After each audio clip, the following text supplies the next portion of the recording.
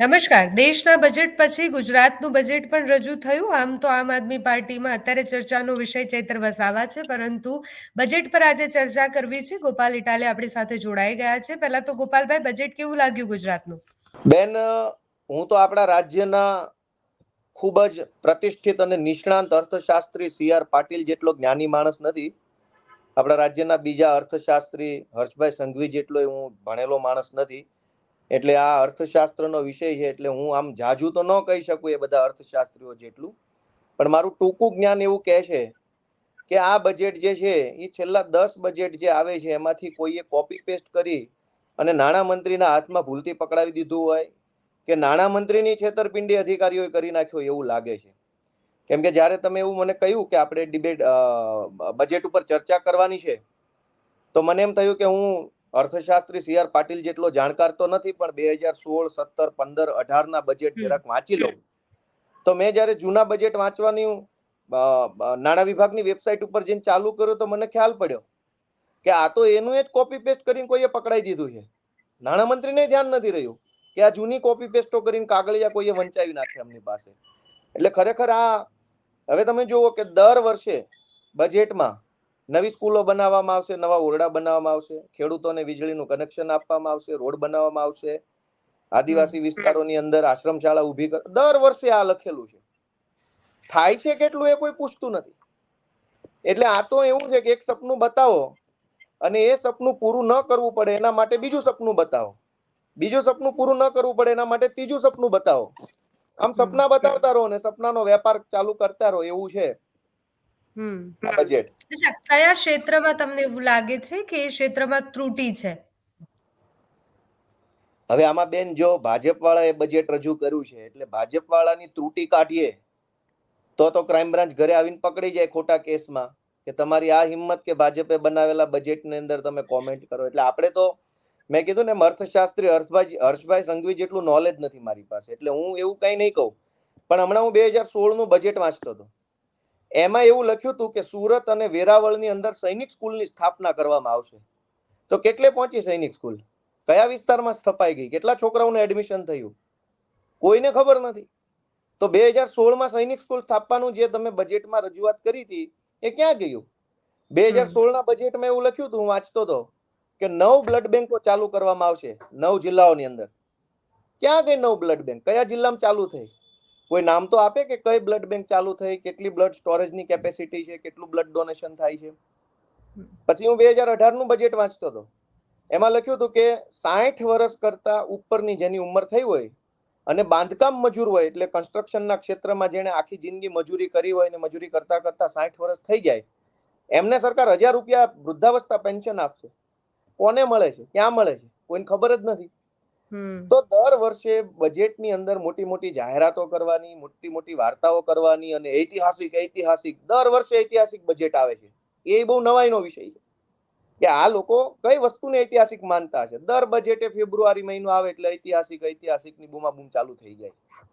તો આ બજેટના નામે દર વર્ષે ગુજરાતની જનતાને છેતરવાનું કામ ભાજપ પાર્ટી કરી રહી છે. અને તમે મને ત્રુટી પૂછી કે ભાઈ ક્યાં ત્રુટી છે આ બજેટમાં. મને 2-3 વસ્તુમાં થોડીક લાગે છે કે આ બજેટમાં ત્રુટી રહી ગઈ છે. એક તો ધારાસભ્ય ખરીદવાની જોગવાઈ આમાં હજુ સરકારે બરાબર કરી નથી કે ધારાસભ્ય ખરીદવાનું અલગથી જે કઈ સરકારનું ફંડ છે એની બજેટમાં કોઈ જોગવાઈ નથી કરી. પછી પોતાના મળતિયાઓને કોન્ટ્રાક્ટ આપ્યો હોય મોરબીમાં કે વડોદરામાં કે કાંકરિયાની રાઇટ્સનો ભાજપના મળતિયાઓને કોન્ટ્રાક્ટ આપ્યો હોય અને ત્યાં કોઈ દુર્ઘટના બને તો એ મળતિયાઓને પોલીસથી, કોર્ટ કચેરીથી બચાવવા માટે પાર્ટી ફંડમાં કેટલા આપવાના એની કોઈ જોગવાઈ આ બજેટમાં કરી નથી. એટલે આમ થોડીક ત્રુટી રહી ગઈ છે, પણ હવે એ તો ભાજપ વાળા છે કવર કરી લેશે. જો આ 2 વસ્તુની બજેટમાં જોગવાઈ હોત તો થોડુંક મને એમ લાગે છે કે બજેટ થોડુંક સારું લાગે. પણ આ તો સરકારનું બજેટ છે ને, ગુજરાત માટેનું બજેટ છે, ભાજપનું બજેટ નથી. ગુજરાત માટેનું બજેટ બેન હોત ને તો આજે 30 વર્ષ સરકાર ચલાવ્યા પછી પણ એ લોકો એકની એક વાત બજેટમાં કોપી પેસ્ટ ના કરવી પડી હોત. દર વર્ષે સ્કૂલો બનાવીશું, દર વર્ષે મહિલાઓને પોષણ મળે એના માટે દૂધ આપીશું, બાળકોને ચોકલેટ આપીશું, દર વર્ષે જનતા માટે બજેટ બનાવ્યું હોત તો આજથી 5 વર્ષ પહેલાના બજેટમાં જ્યારે તમે પોષણ આપવાની વાત કરી હતી તો આજ સુધીમાં પોષણ મળી જવું જોઈતું હતું. 80% હજી છે કુપોષિત બાળકો. હા, પણ દર વર્ષે કુપોષિત બાળકોને પોષણ આપવાની યોજનાઓ બજેટમાં આવે છે. જનતા માટેનું જ બજેટ હોત તો કુપોષણ દૂર થઈ જવું જોઈતું. ભાજપ વાળાના છોકરા કેમ કુપોષિત નથી અને ગુજરાતના આમ જનતાના છોકરા જ કેમ કુપોષિત છે? આપણે કોઈ ભાજપના ધારાસભ્ય કે ભાજપના સંગઠનના પ્રમુખના છોકરાઓ કુપોષિત જોયા કે 30 વર્ષની ઉંમર હોય ને 12 કિલો વજનના બાળકો ભાજપ વાળાના જોયા?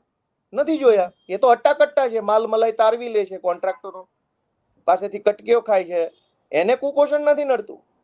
ગરીબ માણસોને કુપોષણ નડે છે તો 10, 15, 20, 30 વર્ષથી કુપોષણના નામે બજેટ આવે છે.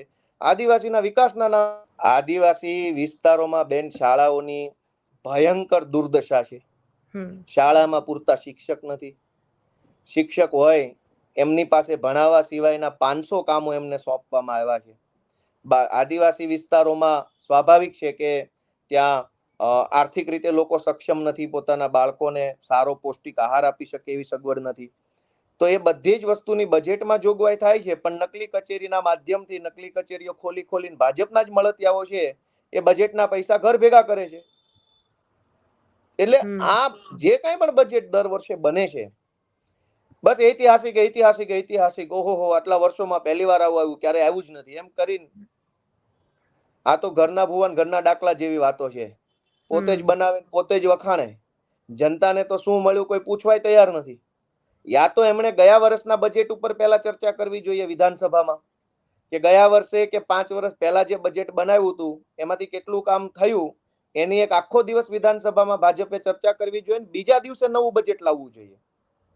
આ તો એવું છે કે દર વર્ષે બજેટ આવતા જાય છે, શું કામ થાય છે કોઈએ પૂછવાનું નહીં, પૂછશો તો પોલીસ આવીને પકડી જશે. આ એવી વાત છે બજેટમાં. ગોપાલભાઈ, 2047 સુધીનું વિઝન સરકારે આમાં મૂક્યું છે. એટલે બજેટ જ્યારે આપતા હતા ત્યારે આ વિઝનની વાત થઈ હતી. 2047 સુધીમાં જે થવાનું હશે એ જોયું જશે, પણ એના વચ્ચેનો જેટલો પણ સમય છે, જે પ્રમાણે શિક્ષિત બેરોજગારોની વાત કરી, આપણે શિક્ષણની વાત કરી, તો એટલા સમયમાં શું એમ એ લોકોનું શું?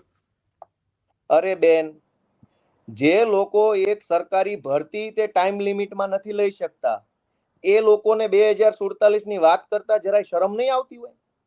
એક સરકારી પરીક્ષા લેવામાં 5-5, 10-10 વર્ષ ખેંચી નાખે છે. એક સામાન્ય ક્લાર્કની કે કોન્સ્ટેબલની પરીક્ષા લેવામાં તે એમને 50 વખત તો પરીક્ષાઓ ફરીથી લેવી પડે છે. એક પરીક્ષા નથી લઈ શકતા એ 2047 ના સપના બતાવશે આપણને. એક વર્ષની અંદર 5 ભરતી પૂરી નથી કરી શકતા એ 2047 ના આપણને સપનાઓ બતાવે છે, રંગીન સપનાઓ. મને તો એમની સમજણ ઉપર શરમ આવે છે. ગુજરાતના લોકોએ સમજવાની જરૂર છે. 2047 નું રંગીન સપનું આપણને પકડાવી દીધું બજેટના માધ્યમથી. પહેલા એક સામાન્ય સરકારી નોકરીની પરીક્ષા તો ટાઈમે લઈને બતાવો કે જાન્યુઆરીમાં શરૂ કરો ને ડિસેમ્બર સુધીમાં કોલ લેટર તો આપી બતાવો. એ તો થતું નથી. 47 ને 35 ને 58 ને 60 ને 65 ને ક્યાં લઈ જવાના? ગોપાલભાઈ, જે પ્રમાણે વિપક્ષ અને બધા લોકો એક સવાલ કર્યો કે આ બજેટમાં શહેરના વિકાસને અને શહેરના લોકો માટે વધારે ધ્યાન આપવામાં આવ્યું છે, જ્યારે ગામડાની પરિસ્થિતિ, એના લોકો અને એના ઉપર ઓછું ધ્યાન આપવામાં આવ્યું છે. તો તમે માનો છો કે શહેરમાં જે પ્રમાણેની વાત થઈ રહી છે એ પ્રમાણેનો વિકાસ થાય છે? બેન, શહેરોમાં તે અન્યાય થાય છે ભાજપના રાજમાં લોકોને, અને ગામડાઓમાં તો હળહળતો અન્યાય થાય છે.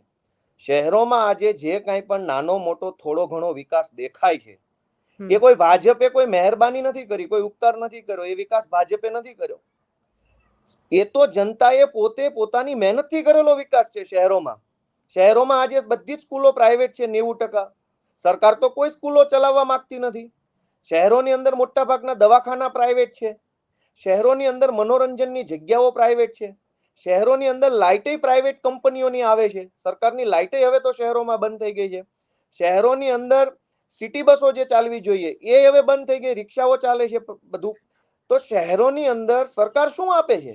કશું આપતી નથી. એ તો શહેરોના લોકોએ મહેનત કરી, મજૂરી કરી, પરસેવો કમાઈ, સારા ઘર બનાવ્યા છે. પોતાનું આંગણું, પોતાનો એરિયા સરકાર ચોખ્ખો રાખે છે, લોકો ચોખ્ખો રાખે છે, અને લોકોએ વિકાસ કર્યો છે શહેરોનો. ગામડામાં લોકો પાસે પૈસા નથી એટલે લોકો જાતે પોતાનો વિકાસ કરી શકતા નથી. બાકી શહેરોમાં વિકાસ થયો છે. એની ભાજપે કોઈ ક્રેડિટ લેવાની કે કોઈ મોટી મોટી બડાઈ આંકવાની જરૂર નથી. ભાજપ વાળા તો મહાનગરપાલિકાઓમાં સારો રોડ નથી બનાવી શકતા 30 વર્ષ પછી. દર ચોમાસાની અંદર ખાડા પડી જાય છે અને હાઈકોર્ટો પણ ખખડાવે છે. દર ચોમાસામાં ગુજરાત હાઈકોર્ટ છે, અમદાવાદ કોર્પોરેશન ને સુરત કોર્પોરેશન ને ખખડાવે છે. દર ચોમાસે એક રોડ જે સારો નથી બનાવી શકતા, 5 વર્ષ ખાડો ન પડે એવો રોડ નથી બનાવી શકતા. એ લોકો શહેરોને સમૃદ્ધ કર્યાનો, શહેરોના વિકાસ કર્યાનો દાવો કરે તો કેમ માની લેવું? એટલે ભલે બજેટના વિરોધમાં કોઈ એમ કહેતું હોય કે શહેરોનો વિકાસ માટે ફાળવું છે અને ગામડાને નથી ફાળવું, હું તો એમ કહું છું કે બંનેને નુકસાન થઈ રહ્યું છે. શહેરો વાળા જાતે કરે છે, ગામડા વાળા બિચારા નથી કરી શકતા અમારી જેવા. એટલો જ ફરક છે. બાકી શહેરોમાં સરકારે કઈ બંધાવી નથી દીધું. હા, એટલે મારો પ્રશ્ન આ જ હતો. તમે જેમ કહી રહ્યા છો કે શહેરોના લોકો જેનો વિકાસ કરે છે, તો ઘણા બધા જે નગરપાલિકા હતી એને મહાનગરપાલિકા કરવાની છે. મહેસાણાને ઘણી બધી નગરપાલિકાઓને મહાનગરપાલિકા, પણ જે ઓલરેડી ખરાબ જ છે, જેમ કે તમે જુનાગઢ જુઓ તો એને પણ હજી સાચવી નથી શક્યા. ઘણા બધા એવા જિલ્લાઓ છે કે જે હજી સચવાયા નથી, ઘણી બધી જગ્યા એવી છે. તો એને મહાનગરપાલિકાનો દરજ્જો આપવાથી એ મહાનગરપાલિકા થઈ જશે? એએમસી ને છાજે એવું કામ કે મ્યુનિસિપાલિટીને છાજે એવું કામ કરે છે લોકો? મહાનગરપાલિકાનો દરજ્જો આપવાથી સૌથી પહેલો ફાયદો ભાજપના લોકોને થાય. બે રીતે. એક તો મહાનગરપાલિકાના કાયદા લાગુ પડે એટલે નવા જે કઈ બાંધકામો થતા હોય એમાં કટકી કમિશનની અંદર વધારો થઈ જાય. કેમ કે નગરપાલિકાની અંદર નવા બાંધકામ હોય તો એના નિયમો થોડાક હળવા હોય. મહાનગરપાલિકાના નિયમો છે એનું સ્ટાન્ડર્ડ થોડુંક ઊંચું હોય. એટલે ભાજપના નેતાઓને અને અધિકારીઓને કટકી કરવામાં હવે થોડુંક વધારે ફાયદો થશે. 2% મળતા હોય એના જગ્યાએ 8% મળશે. પહેલી વાત. બીજું કે મહાનગરપાલિકા હોય તો એને કેન્દ્ર સરકારની વિવિધ યોજનાઓની ગ્રાન્ટ થોડીક વધુ મળે. નગરપાલિકા કે પંચાયતની સરખામણીમાં મહાનગરને ગ્રાન્ટ વધુ મળે. વધુ ગ્રાન્ટ આવે તો વધુ મલાઈ ઉતરે. વધુ મલાઈ ઉતરે તો ભાજપના નેતાઓના બાળકોને કુપોષણ લાગુ ન પડે. એટલે મહાનગરપાલિકા બનાવવાથી જનતાને તો કઈ ફાયદો મળવાનો નથી. આ સુરત વર્ષોથી મહાનગરપાલિકા બની ગયું છે. વર્ષો પહેલા જે ગામડાઓ સુરત મહાનગરપાલિકામાં આજથી 30 વર્ષ પહેલા ભેળવા હતા, એ ગામડાઓને વરાછા વિસ્તાર કયો કે પૂણા વિસ્તાર કયો, આજે એમાં સારા રોડ નથી, સરકારી સ્કૂલો નથી, બગીચા નથી, ફાયર સ્ટેશન નથી, પોલીસ સ્ટેશન બનાવવાની જગ્યાઓ નથી. 30 વર્ષ પહેલા જે ગામડું મહાનગરની અંદર ભળી ગયું, 30 વર્ષથી મહાનગર સાથે મહાનગરની હદમાં ભળી ગયું, એ ગામને કોઈ સુવિધા આજે નથી મળતી. અને હવે તમે એમ કહો કે મહેસાણા મહાનગર બનાવવું, તો મહેસાણામાં જેટલું બાંધકામ થશે એમાં ભાજપના છોકરાઓને કુપોષણ ન થાય એવી મલાઈ ઉતરવાનું ચાલુ થઈ જશે અને ગામને ટેક્સ વધશે, વેરો વધશે. નગરપાલિકા હોય તો એનો વેરો ઓછો હોય. હવે મહાનગર બનાવી છે તો વેરો વધશે, વળી ભાજપ વાળા કમાશે મજા કરશે. જનતાને તો કોઈ ફાયદો થવાનો નથી. આજે હું તો સુરત રહું છું તો સુરતનો દાખલો આપી શકું કે સુરતની અંદર નવા પોલીસ સ્ટેશન બનાવવાની જગ્યા નથી, નવા ફાયર સ્ટેશન બનાવવાની અમુક વિસ્તારોમાં જગ્યા નથી. જેને ગામડામાં, જે ગામડાઓને મહાનગરમાં ભેળવા એની અંદર સ્મશાન બનાવવાની જગ્યા નથી. શું કરવાનું મહાનગર બનાવીને? ખાલી વેરો મહાનગરનો લાગી જાય છે, સુવિધા મહાનગરની નથી મળતી. એટલે મહાનગરનું જે રૂપકડું નામ છે એ પબ્લિકને છેતરવા માટેનું છે. બાકી મહાનગરની સુવિધા નહીં મળે. વેરો પહેલા દિવસથી ચાલુ થઈ જશે. આવતું વેરા બિલ મહાનગરનું આવશે, પણ 1 વર્ષમાં મહાનગર ટાઈપના રોડ નહીં બને. ગોપાલભાઈ, આટલી બધી ત્રુટીઓ અને આટલા બધા મતલબ એટલું બધું એમ કે આ વસ્તુ ખોટી છે, આ વસ્તુ ખોટી છે, આપણે એની વાત કરી, પણ એકાદ વસ્તુ તો કંઈક સારી હશે ને? આખા બજેટમાં તમને શું સારું લાગ્યું? આ છેલ્લો સવાલ છે મારો. મને નાણામંત્રીનું ભાષણ બહુ સારું લાગ્યું. એને જે ગુજરાતીમાં વાંચ્યું એને વાંચતા બહુ સરસ આવડે. મને એવું હતું કે બધા અભણ છે, પણ નાણામંત્રીને સારું વાંચતા આવડે. ખરેખર સારું લાગ્યું. અને સારું હોય ને સારું તો કહેવું જ પડે. આપણે બધી વસ્તુમાં વિરોધ યોગ્ય નથી. એટલે ભાષણ સારું હતું એમનું, ખરેખર સારું હતું. અને પાછળ જે બધા તાલીઓ પાડતા હતા, ટપલીઓ મારતા હતા, એ ખરેખર એમનો અભિનય પણ સારો જ હતો. એમાં જે સારું છે એને તો મારે સારું કહેવું જ પડશે ને. એમ બજેટમાં શું સારું લાગ્યું? કઈ યોજના સારી કરી? આ બજેટ વિશે તો હું બોલ્યો ને, બજેટ વિશે જ બોલ્યો. બજેટનું જ ભાષણ કહી રહીશ. કઈ યોજના સારી લાગી? સરકારે શું સુધારાની ભાવનાથી કર્યું એ સારું લાગ્યું? જો બેન, સરકારે શિક્ષણની અંદર બજેટની અંદર કેટલાક હજાર રૂપિયાની જોગવાઈ કરી અને એવું જણાવ્યું કે અમે આટલા ક્લાસરૂમ વધારીશું. તો એ ક્લાસરૂમ બનાવવાની બજેટમાં છેલ્લા 8 બજેટથી ક્લાસરૂમની વાત બજેટમાં લખાઈને છપાઈને આવે છે. વિદ્યાર્થીઓને અમે આટલી સ્કોલરશીપ આપશું, એ તમામ બજેટમાં લખાઈને આવે છે. આદિવાસી વિસ્તારના વિકાસ માટે આટલા 1000 રૂપિયા ફાળવા, એ પણ તમામ બજેટમાં છે. પછી મહિલાઓ માટે અમે આટલું કરીશું, એ પણ તમામ બજેટમાં છે. પોલીસ સુધાર માટે અમે આટલું કરીશું, એ પણ છેલ્લા 10 બજેટમાં લખાઈને આવે છે. ગટર વ્યવસ્થા ઊભી કરવા માટે અમે આટલું કરશું, એ તમામ બજેટમાં છે. ખેડૂતોને વીજળીનું કનેક્શન આપવા માટે આમ કરીશું, એ બધા બજેટમાં છે. તમામ વસ્તુ બધા બજેટમાં લખાઈને આવતી હતી, એ જ આ વખતે લખાઈને આવી છે. તો હવે કંઈક નવું હોય તો હું એમ કહી શકું કે આ નવું છે. નવું તો કશું છે નહીં. નવા ખાલી નાણામંત્રી પોતે છે, જે અત્યાર સુધી નતા. હવે એ નવા છે. બીજું શું મારે વખાણ કરવા? અને મેં તમને શરૂઆતમાં કીધું કે હું સી આર પાટીલ જેટલો નિષ્ણાત અર્થશાસ્ત્રી નથી. એટલે મેં મારું બહુ સીમિત જ્ઞાન છે, થોડું જ્ઞાન છે. હું ગામડાનો માણસ છું, થોડા જ્ઞાન આધારે આટલું કીધું છે. નિષ્ણાત અર્થશાસ્ત્રીઓ ભાજપ પાસે ઘણા છે. ભૂપેન્દ્રભાઈ છે, હર્ષભાઈ સંઘવી પણ નિષ્ણાત અર્થશાસ્ત્રી, એ વધારે કહી શકશે. Thank you Gopalbhai, thank you so much Thank અમારી you. સાથે જોડાવા બદલ. Thank you.